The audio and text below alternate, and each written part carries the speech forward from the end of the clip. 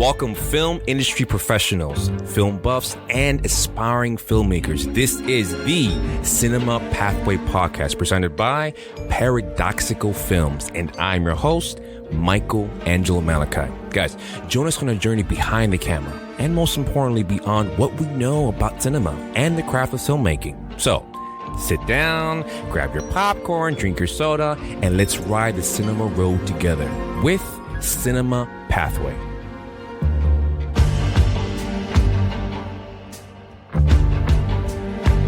Welcome to all listeners across the world to your new film family, Cinema Pathway Podcast, with your host, Michael Angelo Malachi. Guys, this podcast is for film buffs, film lovers, film critics, people who make films, people who watch films, and people who just like to talk about film. You found your new family. See, art imitates life. Films are captured art stamps that are forever recorded in history. Think about it.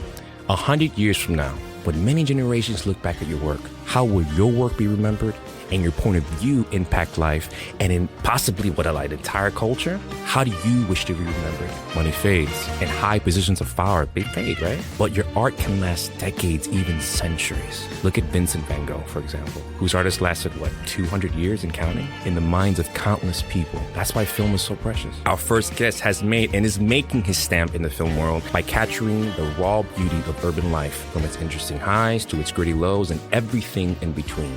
Steering clear of damaging and limiting stereotypes that marginalize and devalue rich and downright captivating stories of a culture full of heart, bravery, and a brazen will to survive. Adversity builds character, but it also builds stories that are perfect for film. Like so many directors before him, like the infamous Spike Lee, Tyler Perry, and Lee Daniels, Mr. Smith has undoubtedly capitalized on a culture that keeps on giving, not to mention winning a Best Director Award nomination, a Music Video of the Year Award, and a Best Independent Film accolade with over 1 million viewers and counting on the very popular movie channel Tubi in just 2 weeks. And in 2 weeks, he said to release the blockbuster in 2024 named Vendetta. I just like the name, Vendetta. You know, not V for Vendetta, but this is like the new Vendetta.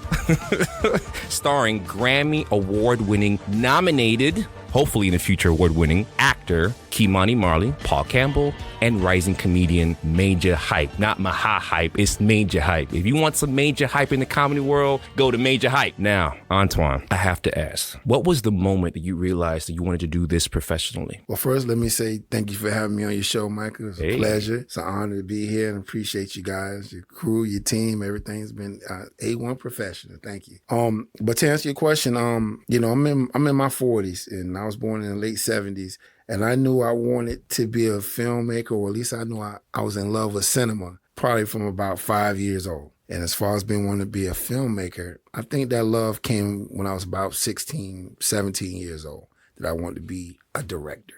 17 years old. So let me know, what was that drama class like? Did you take drama? Because, most 17-year-olds aren't planning to be the next, Steven Spielberg. Was this something like a teacher said that said, man, I got to do this forever? Well, as you know, in high school, they make you take these courses and classes as part of the curriculum. And we had to take a drama course. I think I took drama 1 in 10th grade, drama 2 in 11th. And I think in 11th grade, we had to do an assignment where, we had to act in our own little production thing that we had to do in class. What was it? And I vaguely remember, but I just know I had to be the actor in some type of little small production we had to do in class. And then we had to switch. We had to now direct someone in the class in our own little mini production. And I'm going to tell you, I enjoy the directing part, telling people what to do and pointing and getting things done and people have to listen to you. That's when I knew, you know what, this might be my calling because I wasn't a great actor. This might be what I need to be doing. So wait a minute. So for all the people that you've directed in the future, you like that power. Who wait? Hey, it's honest though. You know what was my first moment I realized I wanted to be an actor? At least when I liked films. I was in high school, same thing. I had just taken a drama class, and it was something I was forced to do. I used to like video games when I was a kid. Had nothing to do with drama, right? Nothing to do with films, right? But I realized art is art. I was on stage, and there was one line that I said. I forgot what it was. I had to drop a watermelon on the ground, do stunts. That was my first stunt, right? And the director looked at me and said, I see so much potential from just the way you dropped that watermelon. Now, are there any actors that you worked on set that you can see like, you know what? I see potential in that as a director to direct you to do something great. Yeah, listen, it's been, I've been on sets over close to 25 years. And it's always one or two people that you work with who haven't got their shot yet. And they on here just because maybe we can afford somebody else. They putting their heart into it. And you notice that, you know what? They have something. It ain't all the way there yet. But in like a year from now, 5 years from now, they're going to be somebody. And I've seen it all the time, my whole career. Okay. Antwan, when we look back at our lives, we realize that just like in films, there are a series of events that occur, all the dots are somehow connected that ultimately push us into our destiny or our ultimate purpose on earth, right? Was there anything growing up that you believe ultimately shaped your destiny into being like that prolific filmmaker that you are today? Like any memories that inspire you, like to do all the work you've done now currently? Yeah, well, when it comes to cinema, like I say, my mom had me, she was 18 years old. My dad was, I think 26 years old. So he's much older than my mom. And my mom loved just going to the movies. She's 18, 19, 20 years old. I remember as early as 4, maybe 5, about 4 years old, going to see a Richard Pryor Bustin' Loose movie, whatever year that came out, like 81. Oh, I love Richard Pryor. And I remember I'm 4 years old, maybe 4.5, and I'm going to see these R-rated movies with my parents, with my mom. Wait, hold on. You watched an R-rated movie at 4? Okay, all right, that's interesting. Go ahead. Shouts to my mom, but God rest in peace. I grew up going to see a lot of these Richard Pryor movies because my father was a Richard Pryor fan, and we used to go see all his movies in the early 80s. And then I got lucky. I was born in the age right when cable was being introduced into people's homes in 81, 82, 83. Okay. And back in those days, you could be 5, 6 years old, and on teacher's work day, you don't have to go to a babysitter. You could be home alone because it's the early 80s. There's no kidnappings. There's nothing happening. If we can go back to a time like that, isn't that amazing? But anyway, go ahead. No, the events that happened in my life that kind of led me down a path to what I'm doing now is definitely I grew up in an age where cable TV was just coming into the homes of regular folk. You know what I mean? Regular people can, afford cable TV. And, we had 2 televisions and we had cable TV. And, can you imagine? I got cable at the turn of the age where we got Empire Strikes Back just now coming out on cable in 1981. Indiana Jones, 1981. Remember those movies came out in 1980, so they hit cable TV a year later. You weren't freaked out? Yeah, I love those type of movies. And then a couple years later, you got Empire Strikes Back. You got, a Chariots of Fire. I mean, listen, I'm 5 years old.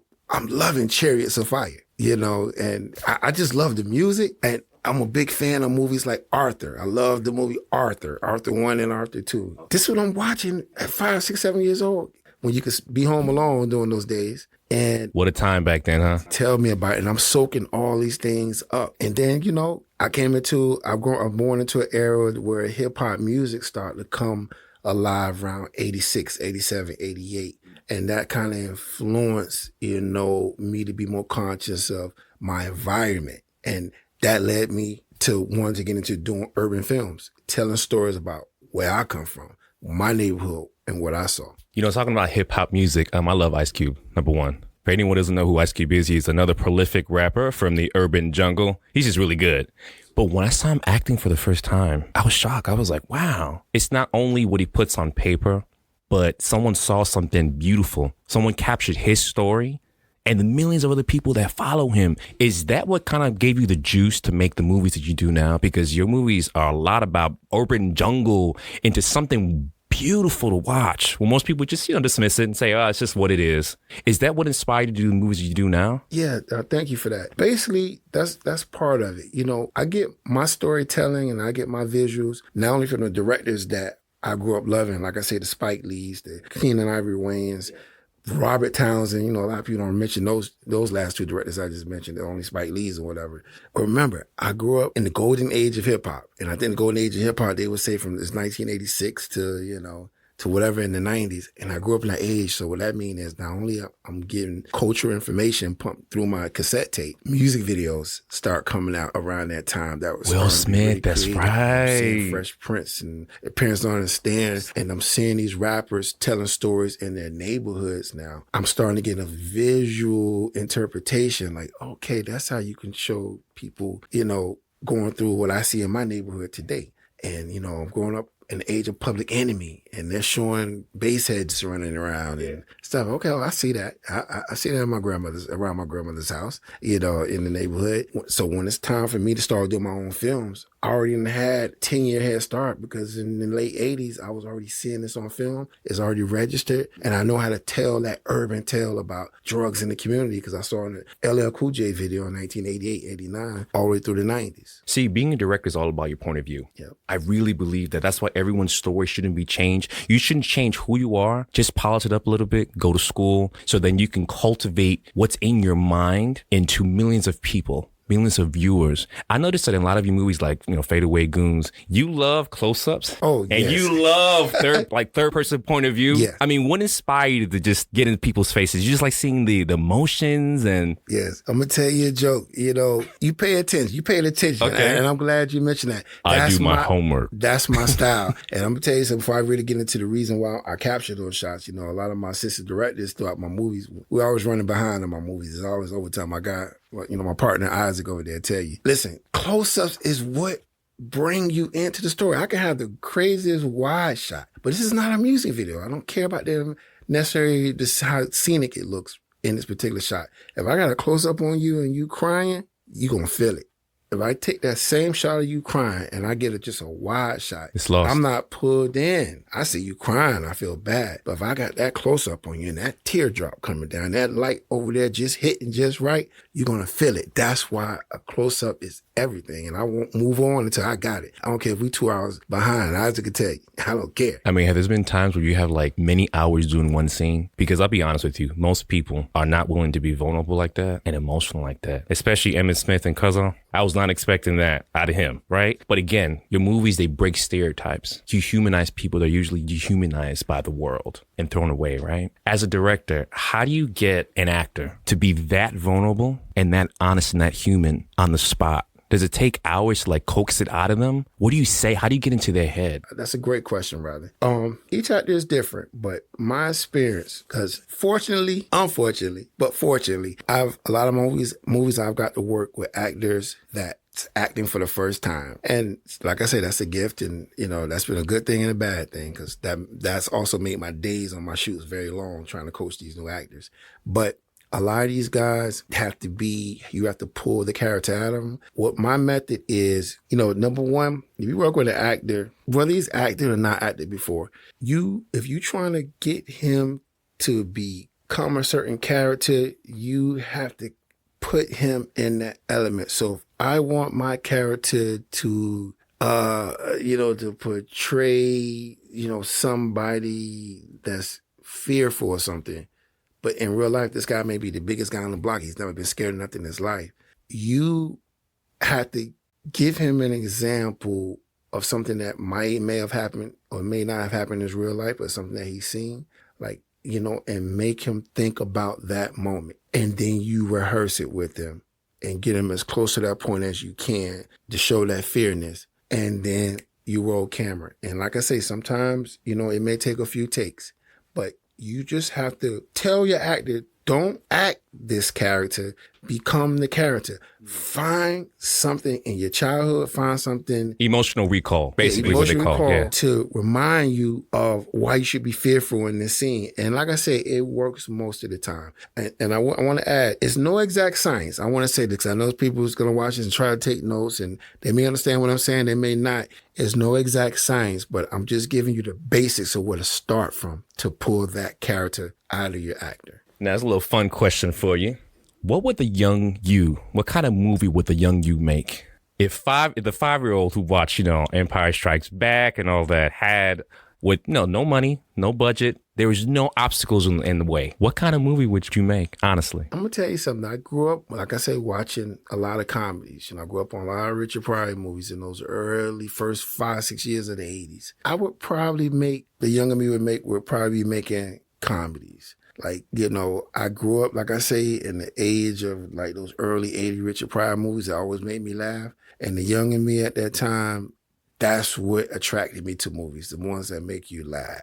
So I'll probably be making comedies, all types. Like, I'm into, listen, once again, I just got to take you guys back. I grew up in the 80s, the golden era of these movies. I grew up with Porky's 1, 2, and 3, and 4. And I grew up with, all these fantastic, funny, teenage geared toward movies. And I think that's what I would be making. But then as I got older, and in the 90s, there was a turn in filmmaking. It went from not just the quirky movies. Action movies started becoming the thing in the 90s. And then it went from the action to dramatic movies towards the late 90s. And I'm going to tell you something, because of maybe some childhood issues I probably don't have resolved, as an adult, I think I got connected to the dramatic movies. Like, I love movies. One of my favorite movies of all time is a movie called... Which one of your favorite movies of all time? I'm going to tell you. Oh, hold on. Hold that. And with that, stay tuned to know more about the prolific filmmaker and director Antwan Smith as we dive into how he made some of those award-winning films. And stay tuned a little later because we put Mr. Smith into a segment I called The Hot Seat. We ask him about some fiery questions about life and film that may shock you and may make you think a little bit. And of course, we're going to know what Antwan Smith's favorite movie is. More with Antwan Smith in a minute. Cinevideotech and Paradoxical Films are pleased to bring you Tell Your Story Master Training Workshops. You will learn how to work with actual 16mm and 35mm film and film cameras, as well as how to load and change magazines. In addition, the workshop will teach you what it takes to work on set as a first or second assistant camera, the fundamentals of lighting, and the pathway to becoming a director of photography. Visit www.paradoxicalfilms.com/tell your story for information on dates, pricing, and how to sign up. Hurry, as seats are limited and classes are filling up quickly.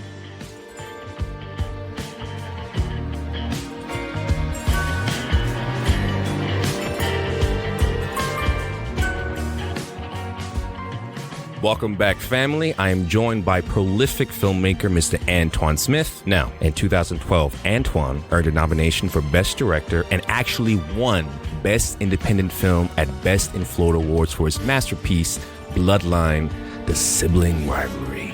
Now, anyone in the world can relate to having a sibling rivalry, right? The favorite child versus the black sheep of the family.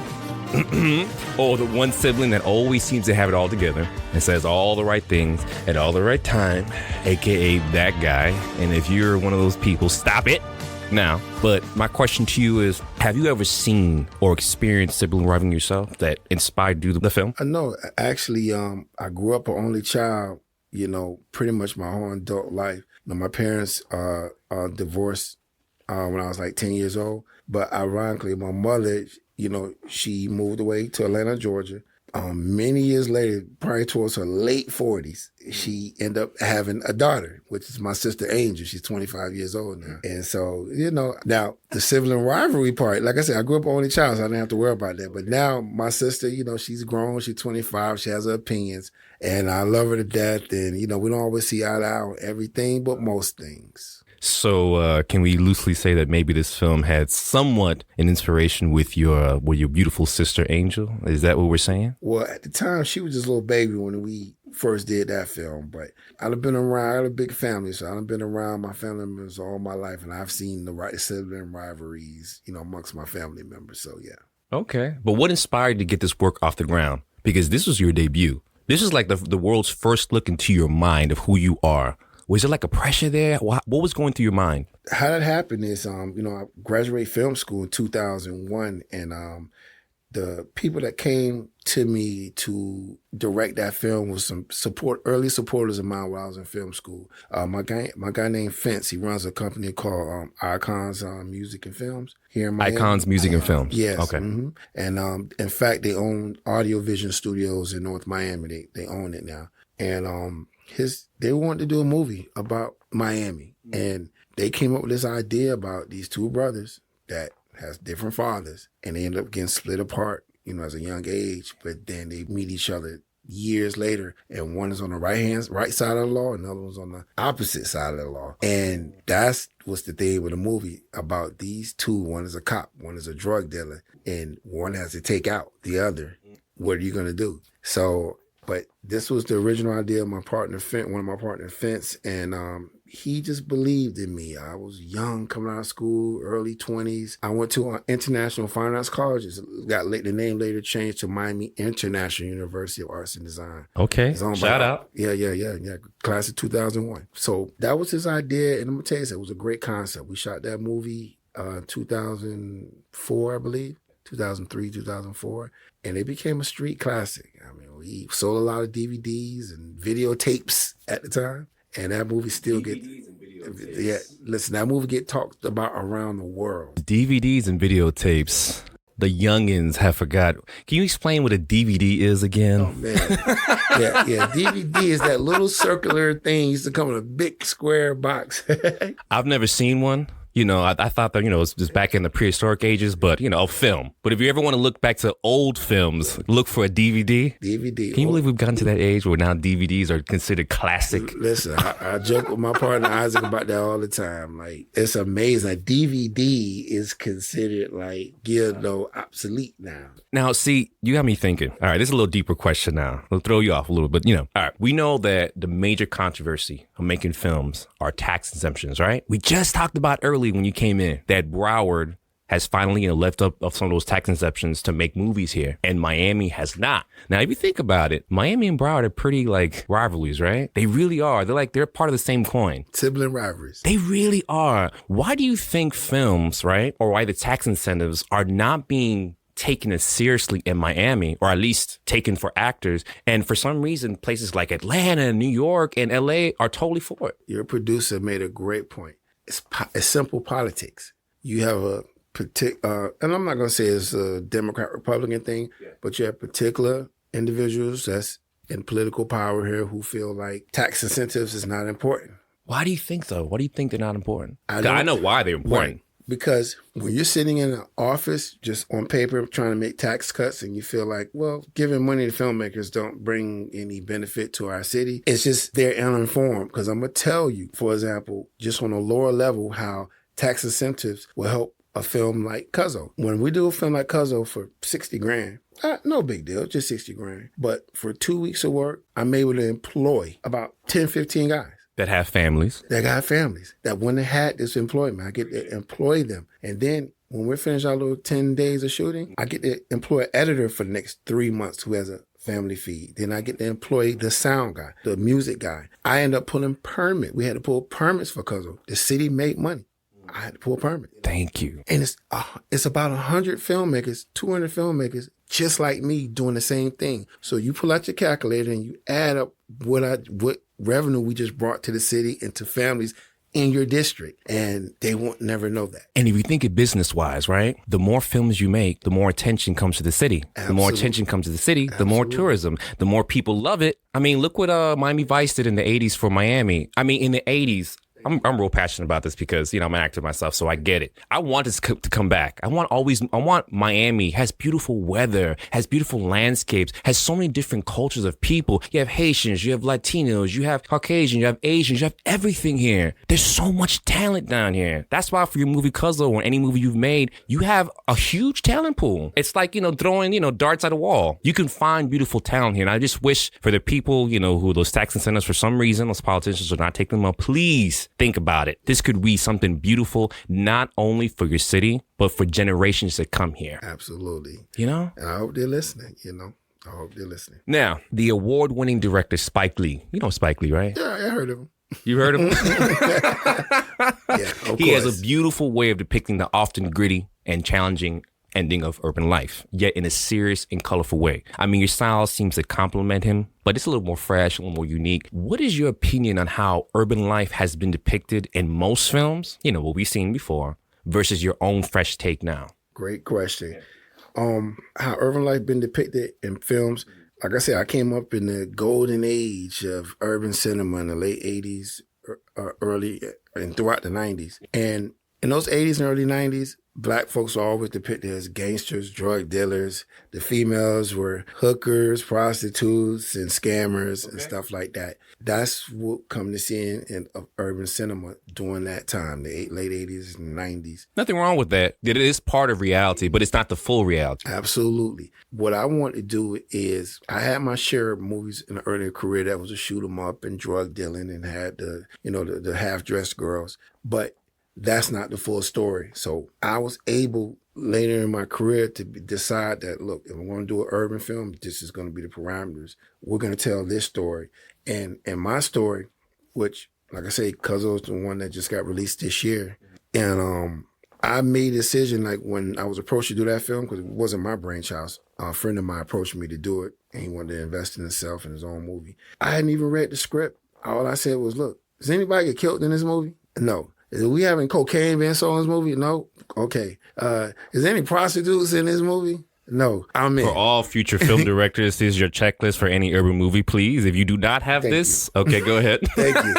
And he said no. I said, okay, I'm in. Just like that. I'm in. And then I found out what the full story was about, because it's time to like reshape our urban stories. It doesn't have to have that. And I'm so happy that you and your team, you watch Cuzo and really got an understanding for what that film was supposed to be about, because that's part of our story in urban culture. Emmett, that's the character's name. Not everybody come out of prison to go back and rob, to go back in. This guy came out and said, I'm going to get me a job. I'm going to get in the music business. I'm going to open up a restaurant, and I'm going to stay out of trouble. And that's exactly what he did. See, that's what I love about filmmaking the most. And that's why the job of the filmmaker or director is so important, because it's about your point of view, the point of view of urban life before. I'm not saying it's wrong. It's part, but it's really more sensationalism, and you're trying to feed someone's pocket, which I get it. Sometimes you got to make videos, or people make videos and things of that nature just to make money, blah, blah, blah, blah, blah. But when you cut out the middleman and you realize these people have jobs, they have families, they go to church, they believe, they live, they bleed. You know what I'm saying? Instead of marginalizing a group of people and saying, this is what you are and this is how we best market you, why don't you start changing the mindset of people coming up for generations saying, you know what, I don't have to be that. Even though a lot of people, give people like Bill Cosby. It was nice to see a beautiful, upper class family, and you could be upper class in a, financially poor neighborhood. Money doesn't mean class. You can do the same exact thing with little money, but you can show someone morals. You can show someone ultimately who to hang with, what kind of jobs to get. Things that only propel you forward. And as a filmmaker, I love your point of view of urban life. I mean, I'm not saying others haven't, but you definitely give it more positive spin. So kudos to that. Thank you. Now, on that, I know you did the movies Fade Away and Goons. I mean, in your directorial point of view, how are they similar? But what's one blaring difference between them and like in the point of view? Well, Fade Away, we shot that movie about a decade ago, but it came out in 2018. And that movie was distributed through Sony Pictures Home Entertainment. So it was a big deal to have that film, come through such a prestigious distribution company. How it's different is that our main character, he goes through I guess, for lack of a better term, metamorphosis, a growth. He starts as a kid who just want to go to school, want to go to college, make his grandmother proud. Then he gets to go to college and has a knee injury. He has to drop out. What are you going to do when you whole life you're riding, you're banking, I'm going to go to the NBA and make millions of dollars. You can't do it no more. Comes home and gets encouraged to maybe get into the drug business, which he does. Which is the easy way out. Which is the easy way out. And I'm glad you pointed that out, because he finds out that... But we know in life nothing's easy. But everything has a price. You took the words right out of my mouth. Well, he finds out nothing comes easy, because that fast money led to the death of his friend. It led to him almost getting killed. It led him coming back full circle where he began, out of the drug game, trying to go back to school and do the right thing, which he could have done from the beginning of the movie. But he had to go through these trials and tribulations. And that's the message I was so happy to be able to show people, that, look, if you're just going to give up on your dreams because you had one setback and you're just going to take the easy route out, well, watch this character right and see what happens to him. And he almost loses his life, and he loses his best friend, loses everything. And now he's back to square one. Well, he started in the beginning. So you just did all that for nothing. You know? So if you would have tried the right way. Yeah. But you know what? That's why these movies are so important, because you have to show people there are other options. Right. There isn't just 2 or 3 options that based depend on your race, on where you grew up, on your adversity, you know? But I noticed the one way you kind of got around, because you didn't obviously you don't get a limited budget, right? You said it in these movies, and I know you like action because you mentioned earlier you do a lot of these over shoulder shots. Oh yeah, and you kind of like shake the camera. You pay attention. So I'm telling you, because I'm Cuban, I'm Latino, so I come from a culture where you kind of just have to make it up as you go, and whatever's around is what you can take. But sometimes that's where the magic comes, because that's where the authenticity comes around. What was your technique in making action without having a huge set and blowing up cars? Like from a camera point of view, what was your technique? What did you tell them to do? Was it like, go back and forth really fast, or shake the camera, like actual? When you're on a limited budget, but you're still trying to create that action, you're trying to get your audience to go on that action journey with you. Simple camera tricks will simply be a moving camera. Even if it's handheld, which I don't do much handheld, but I like having cameras on steady cams, gimbals. Even a walking scene could be an action scene if that camera's positioned right and you can follow behind that person. So I would say put your camera on a gimbal, a dolly, a steady cam, a crane, something that provides movement, and that would give your audience a sense of a visual action feel, because something is moving rather than being so still. You put it like on the gimbal and just go. And just go. And then I'm going to tell you another little trick too. Are you writing this down, guys, right? Yeah. Trick number 2 on a limited budget. Absolutely. Another trick too is shutter speed. Shutter speed. Yeah. Okay. A lot of us set our shutter speeds at certain points. I would say, put that shutter degree, set it at like a 90-degree shutter speed to get that Saving Private Ryan look. Was real flickery. You do your fingers like this, you see the flickerness in your finger. That gives you another little oomph of action in a scene that doesn't have that much action. Play around with your shutter speed, You never know, right? Yeah, shutter speed, trust me. Just play around with it. Put it at 90 degrees. You got to add a little bit light, but put it at 90 degrees and just thank me later. Now I'm going to throw a fun question at you. I have to. Before the segment ends, I have to. All right. I call it the Battle of the Lees. Okay? Both Lee Daniels and Spike Lee are successful, world-renowned directors in their own right. I mean, I know we shouldn't pit people against each other, and they're all beautiful. But are you team Spike Lee or Lee Daniels? And why? Now, you can say both. Doesn't mean you have to choose one or the other. But in your personal opinion, if you had to work with one director, which one would you choose at the moment? Oh, absolutely Spike Lee. Okay. Now, that's not to take away from Lee Daniels. No. He's amazing in his own right. And Spike Lee is the pioneer, in my opinion. All those Gordon Parks and a lot of other directors, even Bill Cosby had directed some things. Sidney Poitier was a great director in the 70s. An actor. Yeah, an actor. Oscar award-winning actor. Oscar, absolutely.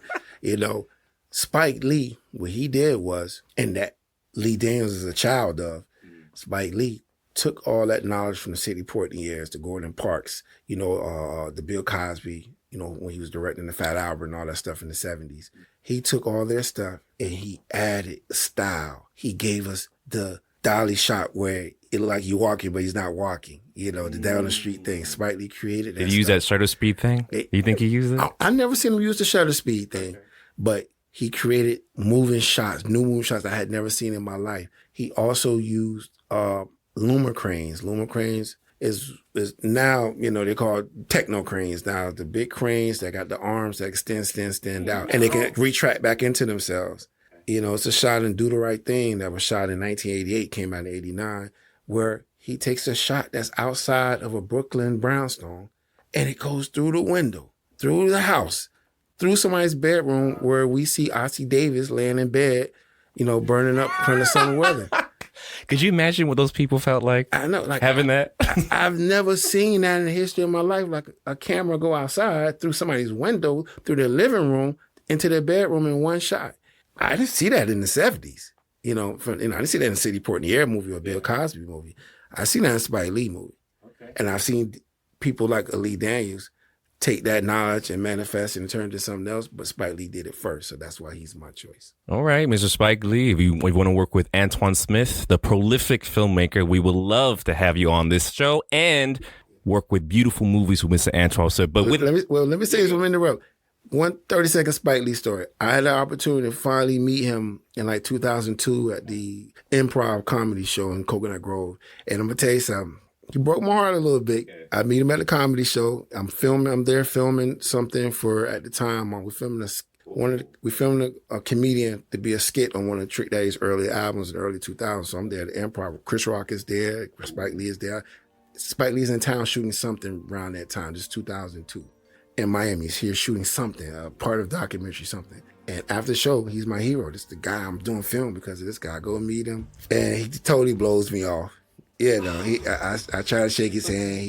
He barely gave me this handshake, and he says hello. One day you will meet him, and after this interview, maybe you'll see him. And with that, we want you to stay tuned as we tackle the greatest project Mr. Smith has done yet. Guys, this is 1 million views and counting on Tubi. That is a wonderful feat. And of course, the movie is called Cuzo. Guys, I watched it last night. I can see why. It's been 1 million views. We've gone in.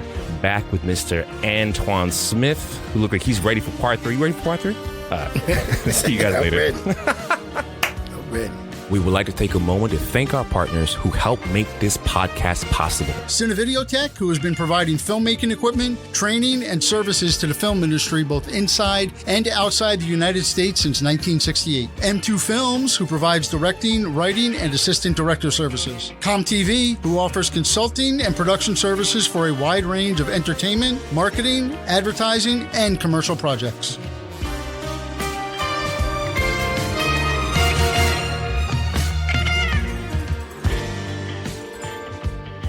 Ladies and gentlemen, we are back with Cinema Pathway Podcast and our guest, the director, the prolific. Any other words you want to suggest that I tell you? The wonderful. I think you said it all. The future Oscar award-winning Antwan Smith. And we present to you Cuzo, an award-winning movie directed by Antwan Smith, already being seen by over 1 million people, guys. That's 1 million people on Tubi on only a $60,000 budget. And I just heard from him just recently, they did it in 11 days. Wow.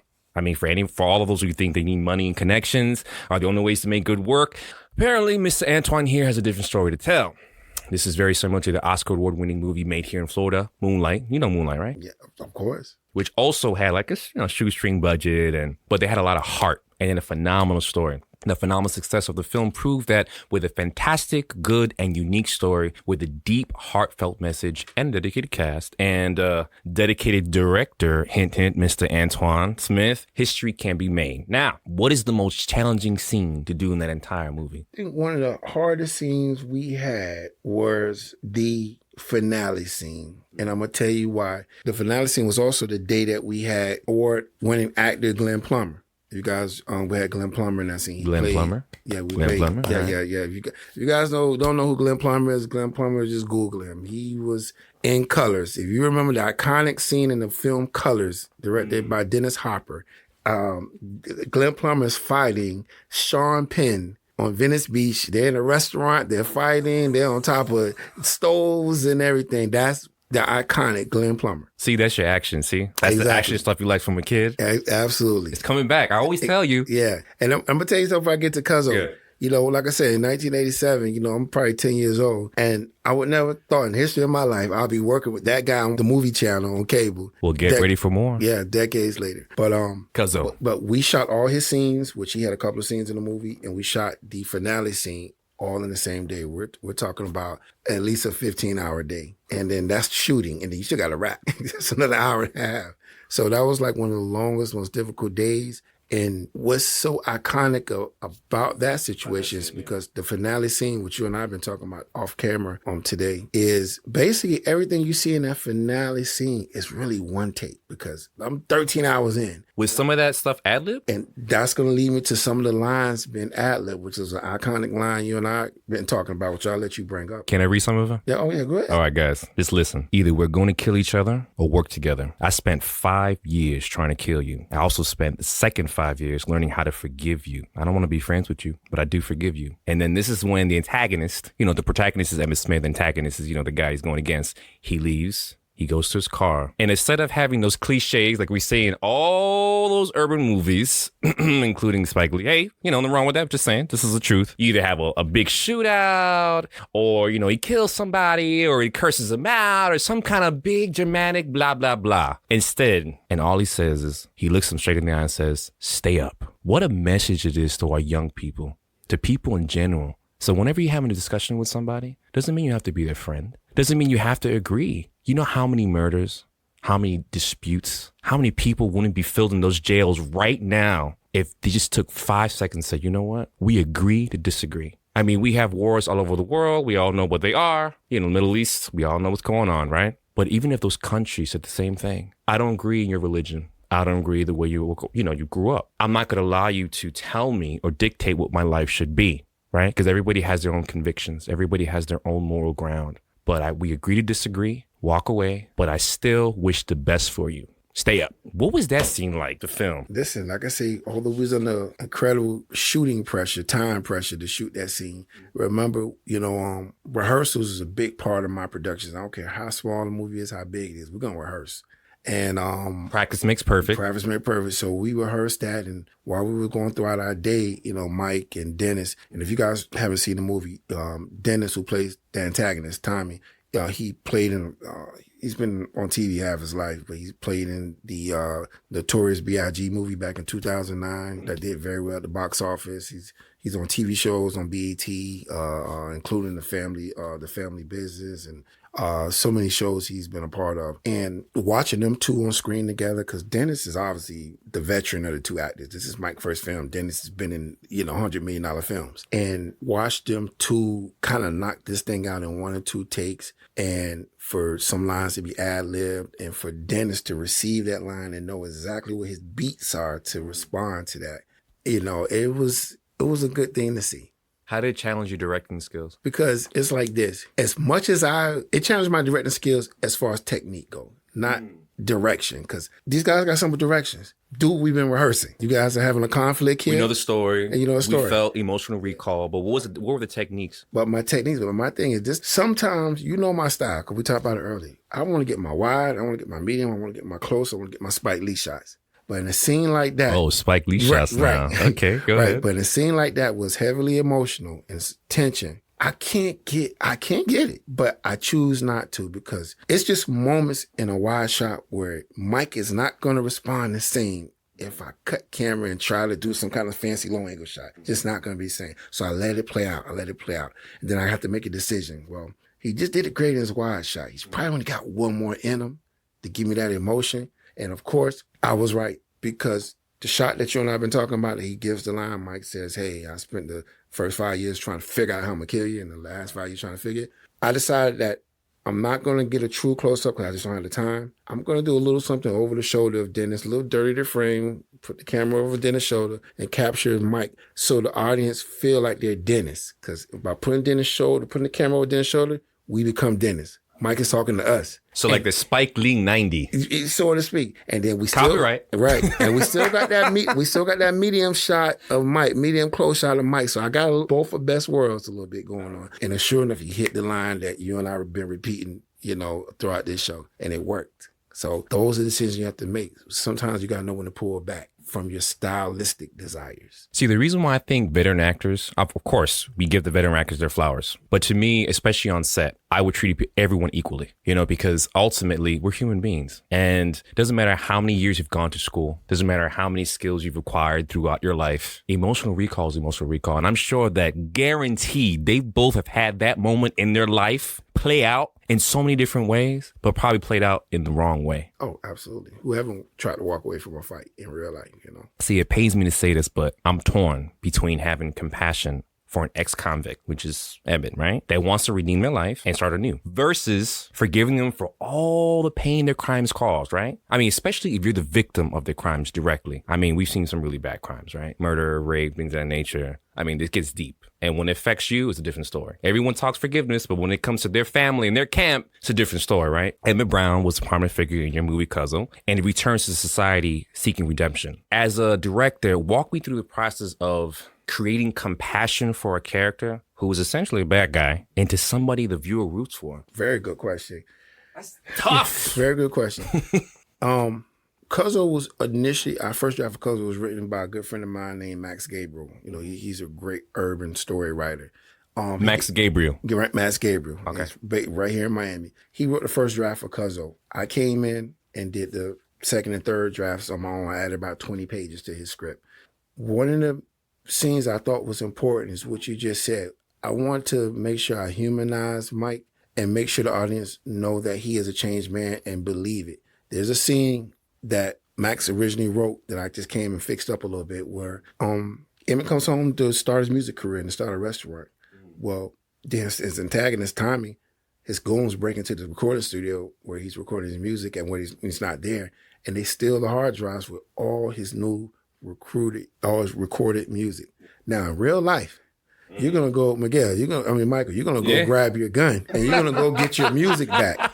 But although Emmett's cousin, Isaac, wants to go retaliate, Emmett says, no, I'm good. I'm going to go handle it another way. So that's where those close-up shots really come in. Because if you just see him as this wide shot gangster, all you see is the change in this. But if you see his eyes, what's seen through his eyes, right? Is his mannerisms. You need that close-up to get in his face. It's like, oh, he cries just like we are. And listen, it's a dramatic scene. And like I said, in the living room where Emmett, his cousin Isaac, is loading up the AK to go handle this. Emmett, our character Emmett, comes in and be like, yo, what the hell are you doing? We're not doing it. We're not doing this way. It's one of the best dramatic scenes I probably ever directed in my career on an independent film level. And if the audience didn't believe that this ex-con is somebody to care about, that scene when he takes the gun out of his cousin's hand and say, no, we're not going to handle it this way. That's the moment. That's the technique I use in my storytelling. And I say this to other directors and writers, where if you didn't believe it the first 20, 30 minutes of the film, I hope you now believe like this is a guy you can root for because he could have grabbed that AK-47 and went back and got his music, but he said no. And another technique, I'll just say this and wrap it up. Yeah. What I want to do also is just play on the audience mentality. I'm a human being. I'm watching this movie saying, grab the gun and go get your music back. And because he didn't grab the gun, the audience now becomes invested because they really wanted him to grab that gun. And now they care more than they ever did now because they really want to be him in that moment to grab that gun. And now they're invested to watch it and see if he's ever going to go do something at the end of the movie. Because at that moment, we brought him into Mike's world. Everybody wanted Mike to grab that gun and do something. And that's where they begin to care about him at. And that's a trick. That's because the audience can visualize their own family members. Exactly. And that's why I got them. And that's what good filmmaking. Congratulations on that. You see, that's why it's 1 million views. You see that? That's why I got them at. Yep. Now, after finishing your movie Cuzo, I got to tread lightly because this is a topic, but what do you feel about the well-known fact that our prison systems are packed with essentially thousands, if not billions of prisoners like Emmett Brown, who are disregarded by society to live in a world of judgment and punishment? Well, like I said, I understand that every individual,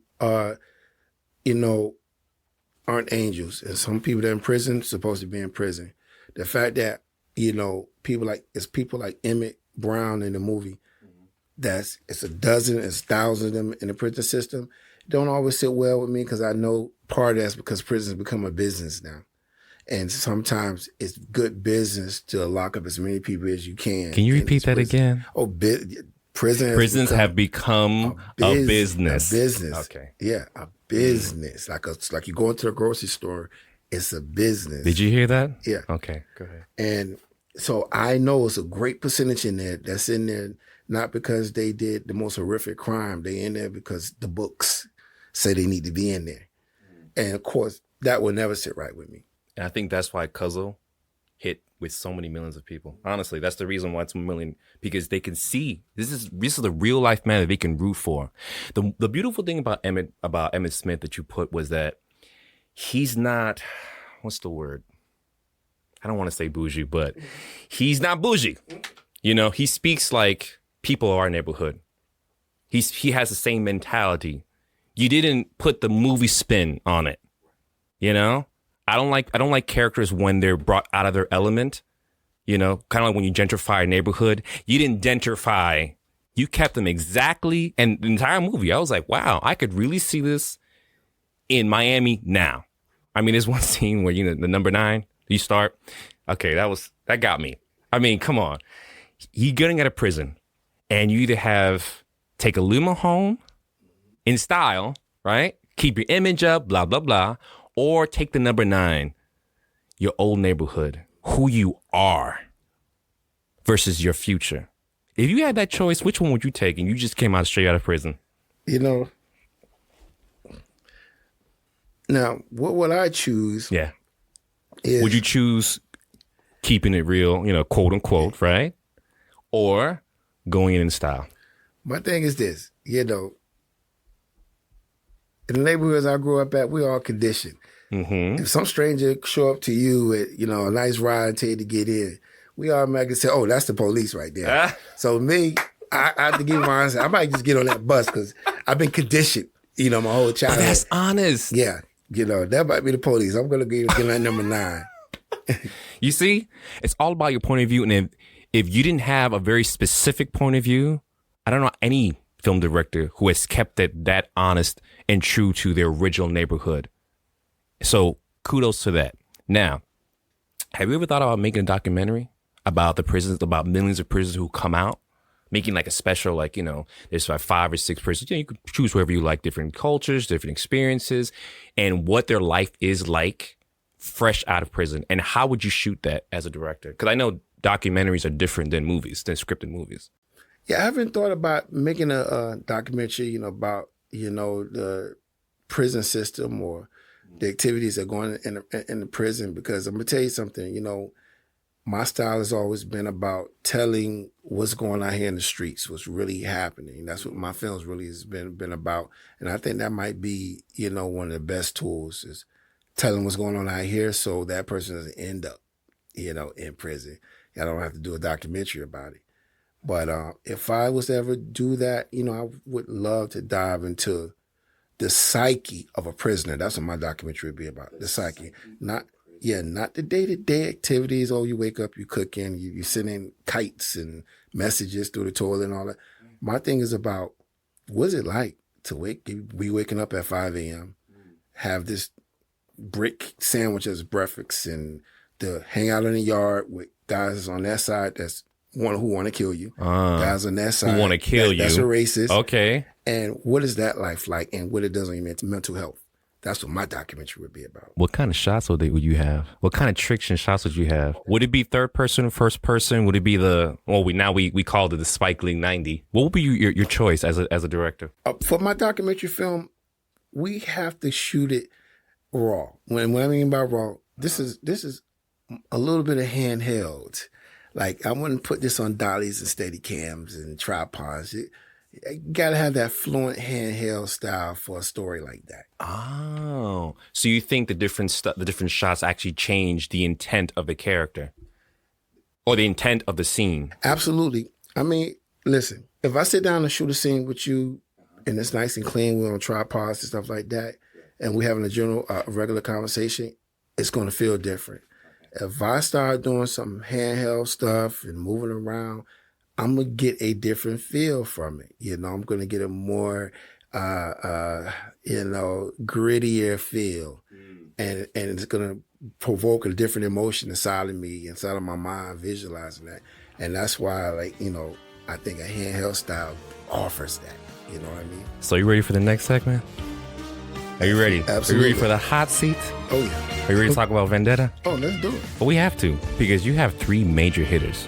I mean, you have a wonderful singer, you have a wonderful, amazing actor. You also have an amazing comedian, right? Majah Hype, right? Which kind of reminds me of Richard Pryor a little bit. Ish. He's good. Richard Pryor-ish, I don't like comparing people because everyone has their own merit. But with that, okay, we'll be back with you guys in just a minute. If you enjoy listening to our podcast, please support us by subscribing on your favorite podcast platform and giving us a rating. Then you can head over to our online store at www.paradoxicalfilms.com/shop, where you can purchase Cinema Pathway gear, including t-shirts, hoodies, stickers, and more. Also, be sure to follow us on Instagram at cinema_pathway_podcast for behind-the-scenes photos and more.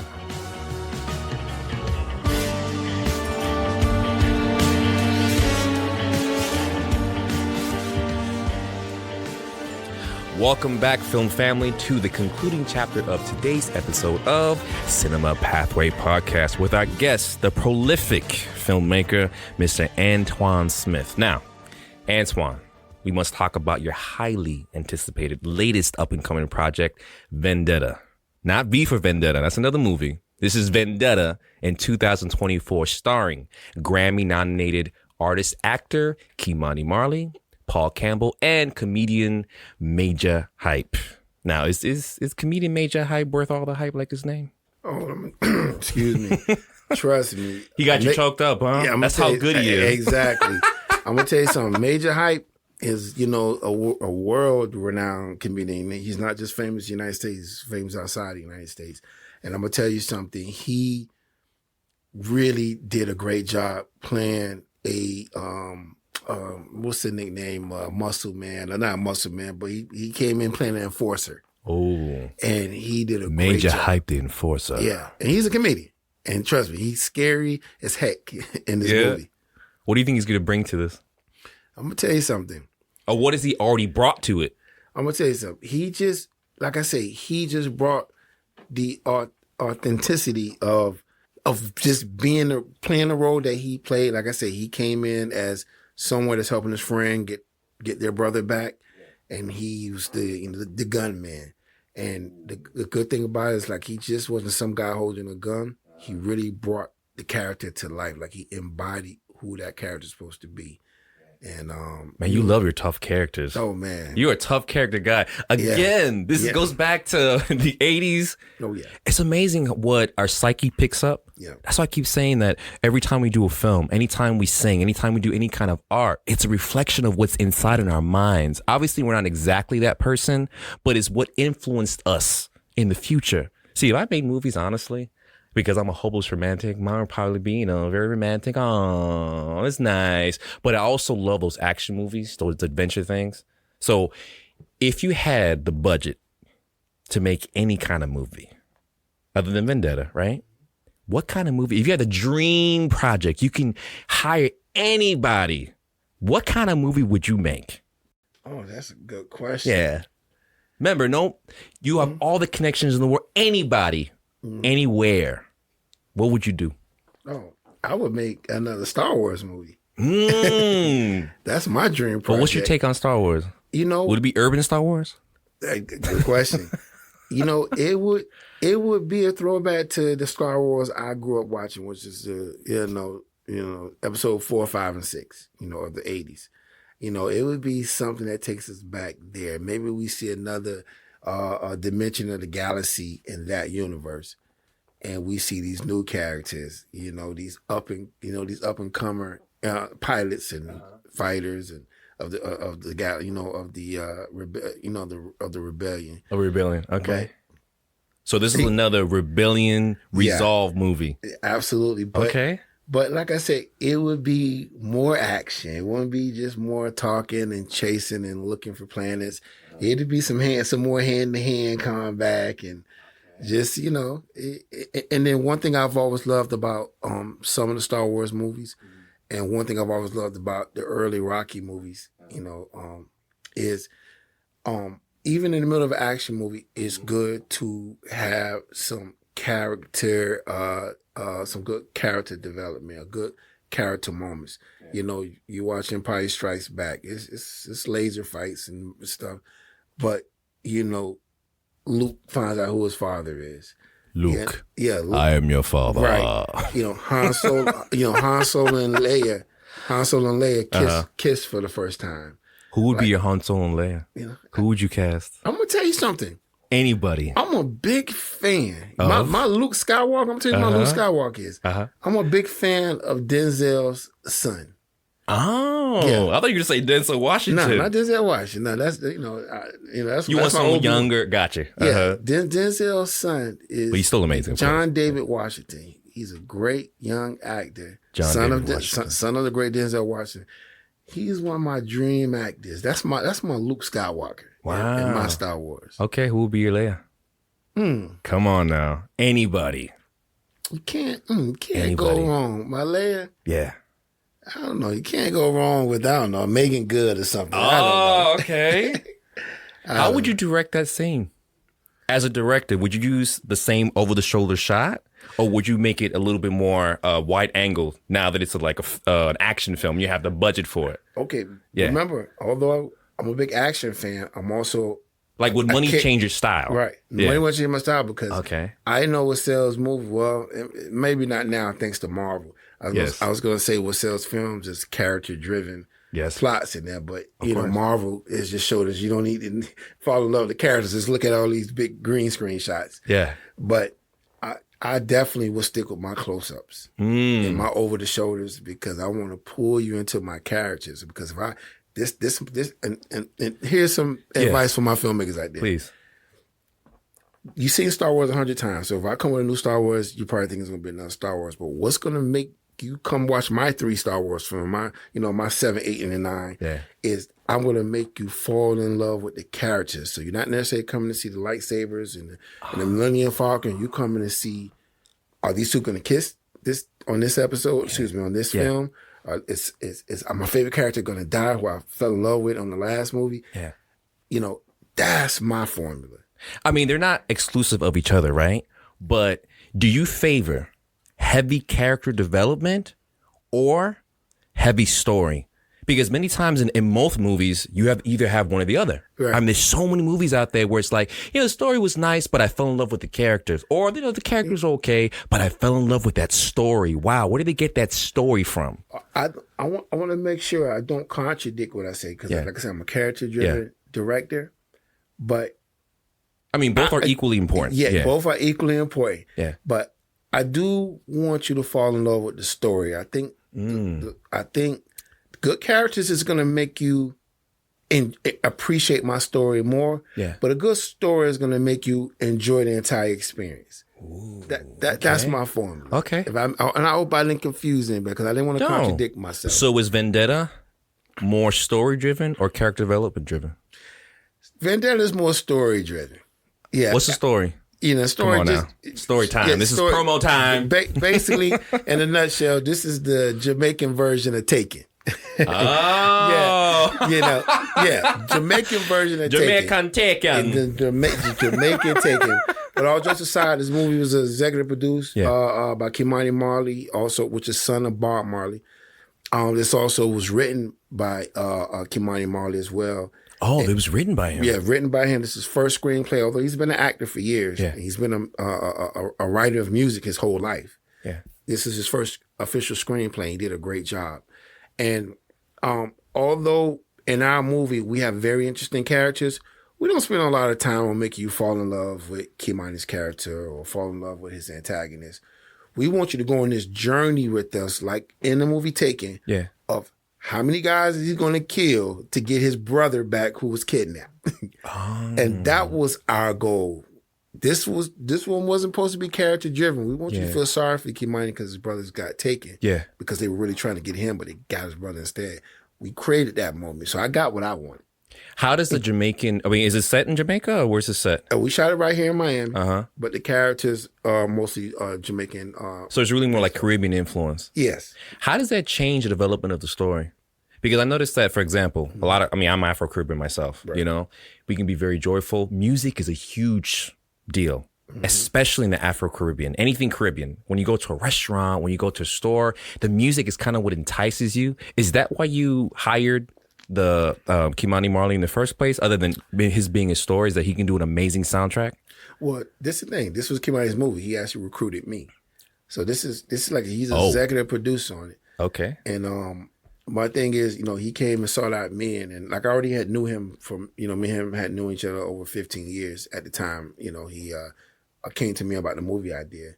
But, being that the cultural influence in the movie, it really had no bearing on the story.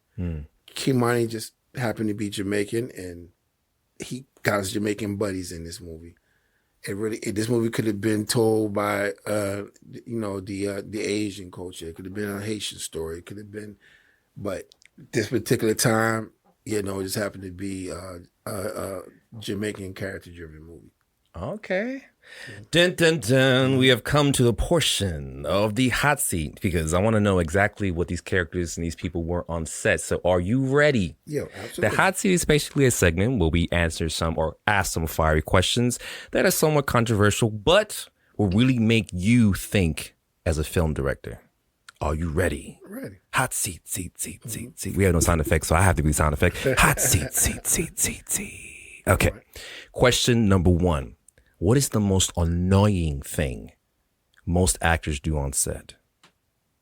The most annoying thing. The most annoying thing actors do on set. Not saying Ky-Mani did it. I'm just saying. The most annoying actors do on set is, that's a good one. I can't think. Unpleasant. Kind of got on your nerves a little bit. See, that's why this is fiery, because it's like now it's gonna be like, did I do that?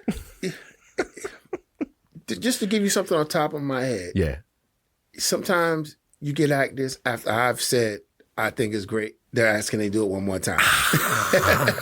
I'm guilty of that. I'm not gonna lie, but go ahead. Sometimes, and like I said, one of my business partners, good buddies, Isaac, he'll tell you, look, I'm a good guy on set. And although we got to go and I think I'm happy with what I got, I will give you that extra take and you just got to nail it because we're not going to do it again. But that's one thing to answer your question. That's just one little thing. I love that. Okay. So for future actors, if the director says he's got it, he's got it. Yes. Okay. Question number 2. How would you rate the current actor's strike?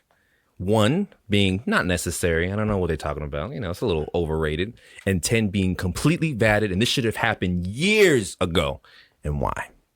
Well, listen, I'm on the director side. I'm not in the DGA. I'm not part of the directors union yet. Mm-hmm. But our deal is done. The director's deal, we got done, no problem. I have solidarity with the actors because everything that I've done in my career, I've had to depend on an actor to make it happen. So without you guys, there's no director Antwan Smith. Same. And it's not fair when I see close buddies of mine who's been in $1 million projects. I got friends of mine that's in $1 million projects, and they've shown me over the summer during the strike, Antwan, I'm gonna screenshot you my residual check from this TV show that grossed $100 million last year. Wow. And it says $1 or something, or it says $9. Thank you. Like, well, that's your cut, but Google said that this film made $150 million. Yeah. Or Google said that this TV show and gross revenue with advertising, it made $100 million. You get $9? So let me ask you a question. Right. This is number 3 now. I mean, it wasn't number 3, but now this is number 3. Do you think all directors are paid fairly? And do you think that your background and your class of people bumps up your check or makes your check a little lower for the same work? Well, have you experienced this? Well, of course. Okay. Well, keep it real. Yes, all directors don't always get what they're supposed to. Okay. And yes, sometimes depending on the class of people, aka or talent that you're working with, that might determine, what you can get paid on the next one. If I'm like I just said, I've been doing this for years, so I make a decent living direct on the indie level, but on my next project, when I go negotiate my fee and they say, what's the last thing I did? Well, I'm going to say, well, hey, I just got through working with, 35-year-old Glenn Plummer. I just got through working with, Dennis L.A. White, who's just, $100 million film. And he's got stuff on BET. Like, that helps me make sure I get what I'm supposed to get because this is the caliber of talent I'm working with. See, this is where the politics comes in because people think money dictates talent. No. Mm-hmm. You could be incredibly talented as a director, as a filmmaker, as a gaffer, as a light person. Mm-hmm. Your check doesn't value you. Nope. And that's something that people don't understand. Yeah. If actors, the reason why the actor strike is so big now, obviously, other than the whole AI issue, is if actors were paid what they deserve to get paid versus what the producers were paid, then we can make a living doing this for the rest of your life. And don't you want to make movies for the rest of your life and get paid? I mean, I think art is important as every other profession out there because it influences the way you grow up. It influences your community right? And ultimately, it dictates what society thinks at the moment. Absolutely. And if you don't have something positive like your movies, right, then society goes down. Everything else goes down. I totally agree. Let me add to this too before we move on to the next hot seat question. Dun, dun, dun. Once again, another reason why I have solidarity for that is it's just simple mathematics. Like I say, if Marvel Studios can put out Avengers and it makes $1 billion, that's not $1 million. Billion. Okay. Makes $1 billion. Well, what? Like just that one movie, that studio, Marvel, because they're part of the ATMMP, organization that's going against the actors. Well, why can't you just take a little $100 million and just put it in that account, that the SAG after is just asking for?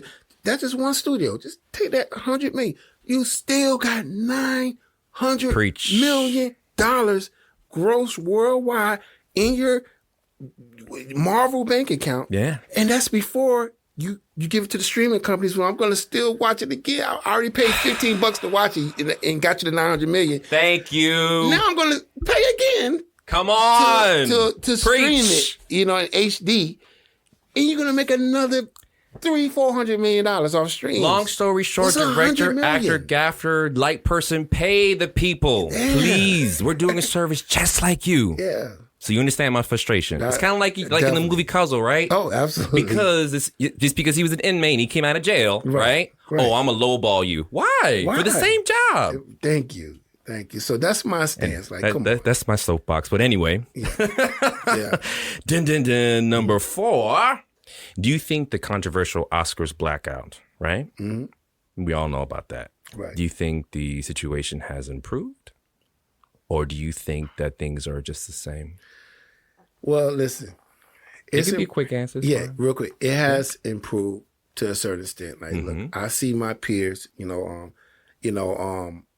getting more awards, and sometimes we get nominated and we don't win. But I've seen a little bit more nomination over the last 10 years, which sometimes has to do with politics. Yeah, of course. Anyway, go ahead. But I've seen people of color, get more nominations that they did from 2000 to 2010. So things are improving. Things are improving, but I would love to see that committee that votes, and I think actors votes. I think there's a foreign committee. I would like to see them open up their perspective to people of color getting nominated and winning, not just nominated. And the final question, are you ready? Mm-hmm. It's going to make you a little nervous. Okay. I'm sorry. I don't mean to bring it to this level. You're good. You drink some water? Yeah, let me take a sip. Take a sip of the water because you're going to need it quick. Okay. Are you ready? I'm ready. Who is the funniest Wayans brother? Oh, man. Well, I'm going to tell you, Marley. But I have to ask you this before we go. Yeah. I have to ask you this. Yeah. How do you wish to be remembered? Good question. I'm going to try to answer as short as I can. Yeah. I definitely want to be remembered for my body of work, but more importantly than my body of work, I want to be remembered as a fair director that gave opportunities and that people don't forget me for that. That's more important to me than the body of work. I want an equal opportunity director. Right. I want to be a guy that was remembered for that. I gave opportunities to people that would never have gotten a chance. I mean, you gave the character who played Emmett. Yeah, that was his first. Mike Smith. You gave him his first shot, and it's like the chicken before the egg syndrome, right? Yeah, if you don't give someone a shot, right? Absolutely, and it worked out. If there was one word, and this is what all the podcasts, I'm going to try to end it with this. If there is one word that sums up the total of your works, what would that be? One word. Sums up everything. It could be any word. It could be an adverb. It could be a conjunction, a name. One word. One word that sums up all of the work I've done. Yeah. I know. It's a hard question. That's a hard one. There's no long. It's one word. I would say, which is the name of my company, Vigorous. I use the word. I use the word vigorous because If you look up Griggers, you Google it right now, it means that you, and don't quote me on the exact definition, it means that you're going after something with intent. And that's been the journey of my career. And in my films, I'm always vigorous. I'm always trying to tell a story with intent. And I'm vigorously trying to make sure you guys are entertained. Vigorous. I like that word. If Mr. Antwan Smith's story tells you anything, that you may have everything right in front of you. And it may not be a glorious thing to the naked eye, right? But with the right eye, like his eye, right? Yep. A treasure is inevitable. Yep. See, to all aspiring talent out there, never underestimate your unique story, your talent, or your point of view. Because if you value it and most importantly, share it with the world, who knows who you may impact and inspire. Basically, if you build it, they will come. That's right. Antwan, this has been an honor to begin this journey with you and my film family. If you enjoyed this or are curious about it or just want to make a comment about it, because there's no right or wrong answers. So you want to learn more about this podcast, always remember to subscribe to Cinema Pathway Podcast on your favorite podcast platform and visit our online store at paradoxicalfilms.com/store to get all of your Cinema Pathway gear and follow us ultimately at cinema_pathway_podcast. Can you say that with me? Yeah. Cinema_pathway_podcast. For all your behind the scene photos and more. Guys, until the next time, my film family. Yeah. And I definitely want to say something before we cut out. Yeah. Just want to thank you. You was a great host. I appreciate you guys and your team having me on the show.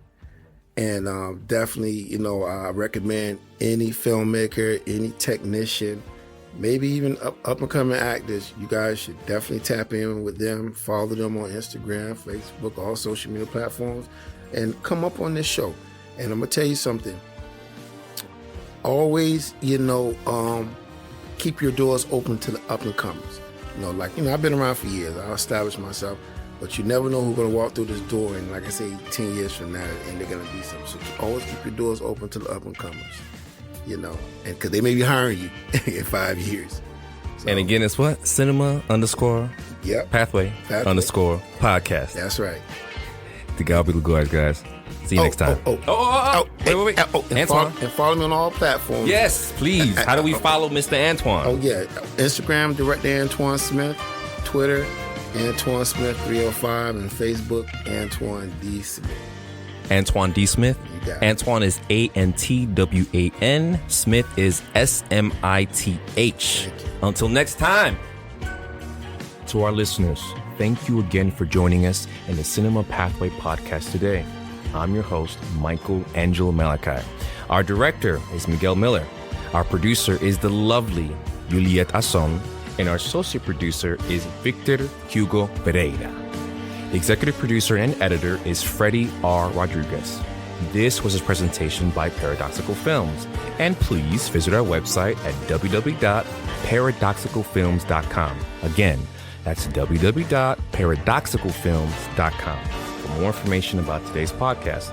And you can also email us if you like at cinemapathway@paradoxicalfilms.com. Again, that's cinemapathway@paradoxicalfilms.com, where you can send all comments, suggestions, hopefully good ones and constructive ones for all future episodes.